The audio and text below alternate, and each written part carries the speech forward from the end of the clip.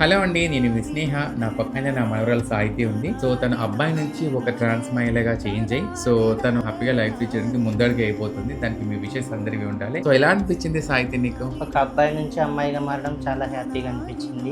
హ్మ్. కానీ నేను మొదట ఇక్కడికి వచ్చేటప్పుడు చాలా బాధతో వచ్చాను.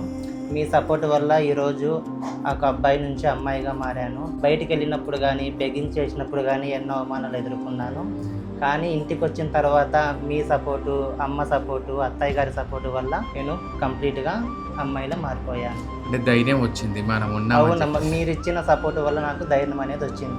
మన కుటుంబం అన్న మనకు ఇలాంటి విషయాలలో హెల్ప్ చేస్తుందో లేదో గానీ, మా ట్రాన్స్ కమ్యూనిటీ వ్యక్తులు మటుకు మాకు ధైర్యం ఇచ్చి, మమ్మల్ని ముందుగా నడిపించడానికి ఎప్పటికీ ముందుంటారని మీరు నిరూపించారమ్మా. Thank you so much Sahiti. నిజంగానే ఇది నాకు మా గురువుగారు, మా లైల గురుగారు నేర్పించారు. మనం అందరికీ ఆదర్శంగా ఉండాలి. అందరికీ మనం సపోర్ట్‌గా ఉండాలి. ఎన్నో బాధలతో మనం బయట ఎదుర్కొంటాము. ఆ సమస్యలన్నీ కూడా ఎదుర్కొంటేనే మనం సక్సెస్‌ఫుల్‌గా ముందడుగు వెళ్తామని చెప్పేసి అనేసి నాకు మా లైల గురుగారు ఎలా నేర్పించారో, నేను అదే విధంగా నా కమ్యూనిటీ పిల్లలకి, నా కోడళ్ళకి, నా మనవరాళ్ళకి, నా పిల్లలకి నేర్పిస్తున్నాను.